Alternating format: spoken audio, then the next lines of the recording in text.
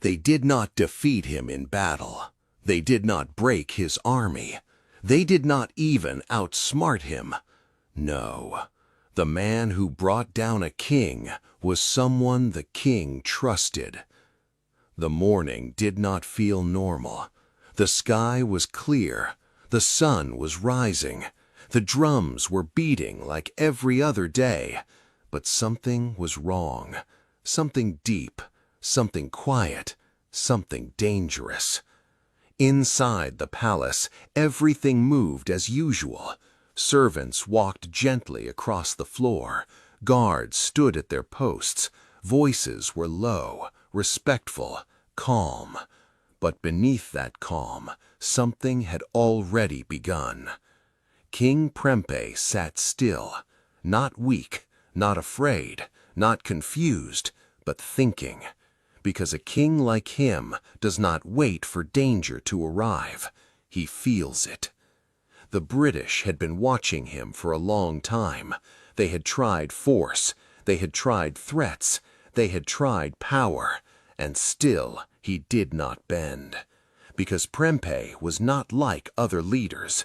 He did not rush. He did not panic. He did not act without thinking.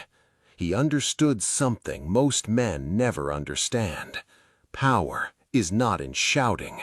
Power is in control.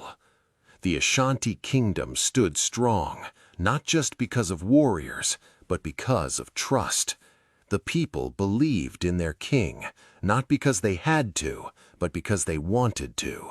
And that kind of loyalty is something no enemy can easily destroy. The British saw this, and they changed their plan. They stopped fighting the kingdom and started studying it, watching, listening, waiting. Because if you cannot break a man from the outside, you find a way inside. Days passed, then weeks, then something began to change. Small things, very small things. Messages that arrived late, food supplies that went missing, meetings that felt strange, voices that hesitated, eyes that avoided. Most people ignored it, but Prempeh did not, because a real leader sees what others miss. One night he sat alone, no guards, no advisors, just silence, and a question that refused to leave him. Who? Because deep inside he already knew. This was not luck. This was not accident. This was not confusion. This was betrayal. The next morning he called his council, men who had stood with him for years, men who had fought beside him, men he had trusted with his life. They entered the room one by one, strong, calm, respectful, but something had changed. Something small, something almost invisible. Prempeh watched them carefully. He said nothing. He did nothing. Because truth does not like noise. It reveals itself in silence. Then he saw it. A glance too quick. A breath too sharp.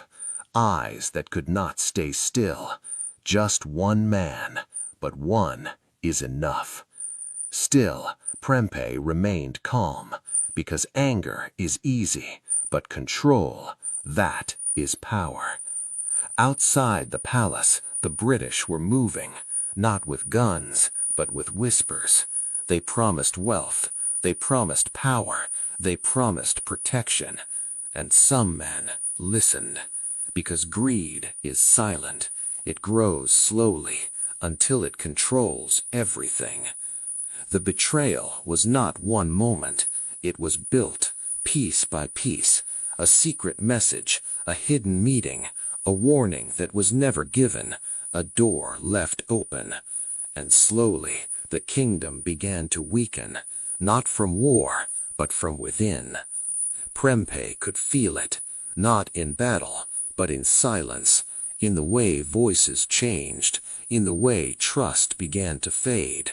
Still, he did not panic, because panic destroys kings. He made a decision. He would watch. He would wait. because truth always finds its way out. Then it happened. A message captured, not by enemies, but by loyalty. One of his guards, faithful, alert, placed it in his hands. Prempeh opened it slowly, read it once, then again, and in that moment, everything became clear. The name written there was not an enemy. It was someone close, someone trusted, someone who had stood beside him, someone he had called brother. The pain was quiet, not loud, not explosive, but deep, heavy, because betrayal does not just break power, it breaks something inside you. That night, Prempeh did not sleep. He walked slowly through the palace, touching the walls, looking at the people, because he knew everything was about to change. Morning came, but not with peace. The British arrived, not as enemies, but as men who already believed they had won, because they knew something. The kingdom was no longer whole. The council gathered again, but this time the room felt different, heavier, tighter. Prempeh looked at them, one by one, until his eyes stopped on him. No shouting, no anger, no movement, just silence. And in that silence, the truth was louder than any voice. The man froze, because he knew he had been seen. That moment was the real fall, not the British, not the war. That moment. Prempeh had a choice, to fight, to destroy, to punish, but he did something no one expected. He remained calm, because real power does not always fight. The British stepped forward and gave their demand: surrender. The room grew still, and for the first time, even the strongest men felt fear. Prempeh looked around, at his people, at his kingdom, and in that moment, he understood something. Sometimes winning is not about fighting. Sometimes it's about what you choose to protect. He stood slowly, not broken, not defeated, but carrying something heavier, a decision. And just as he was about to speak, something happened, something no one expected. A voice from the back of the room, a voice that should not have spoken, a voice that would change everything. And in that moment, Prempeh realized this was not the end. This was only